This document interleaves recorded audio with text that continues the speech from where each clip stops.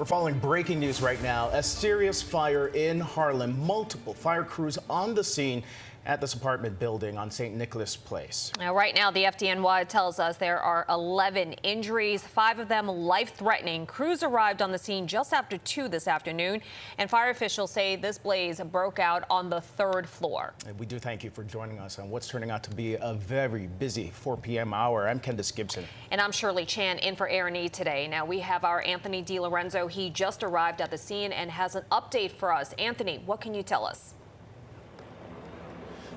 We're waiting for that FDNY briefing. The top leaders of the FDNY are just getting here and getting briefed before they speak to us. But it was a terrifying scene here this afternoon. 11 people rescued from this building. Some who weren't rescued actually jumped, and we are hearing at least one might not have survived that.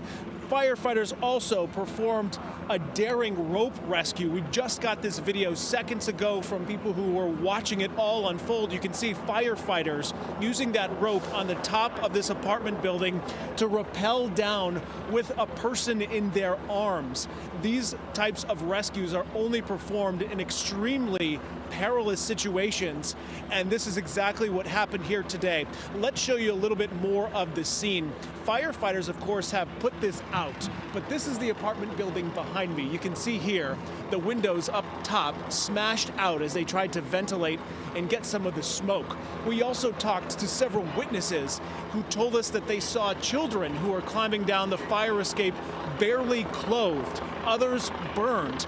In fact, one 7-year-old boy told me that he actually saw a man who was hanging from the window up top with smoke all around him and ultimately either lost his grip or ultimately fell or jumped because the smoke and flames were just too intense. So we want to show you back out here live as police and firefighters are huddling. It's unclear what exactly started this blaze, but it did break out here in the middle of the afternoon.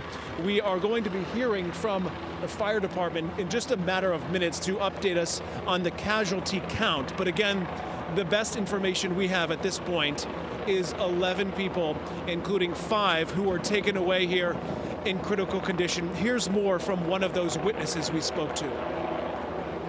You know, we were sitting right there in the park. Next thing you know, we saw kids coming out the window, and we didn't realize it at first why they were coming out until we looked up, and there was smoke coming out. I'm like, oh, nah. So we called 911. They came. We called the ambulance, and everybody, they came. So there were people, supposedly, from what I'm hearing, that there was a lot of people still stuck in there. Some of them didn't make it out. I'm not sure, but, you know, you'll have to ask them now. So tell me more about the kids. You said they didn't have clothes on? They came out with no jackets, no shoes, nothing. They were coming out the window, coming towards the fire escape. Me and a couple other people, man, we went over there to give them a hand. So did you help the kids? Yeah, we brought them down. They safe. What did you do? What any other person would do. When you see a situation like that, you try to go over there and try to help out the best you can.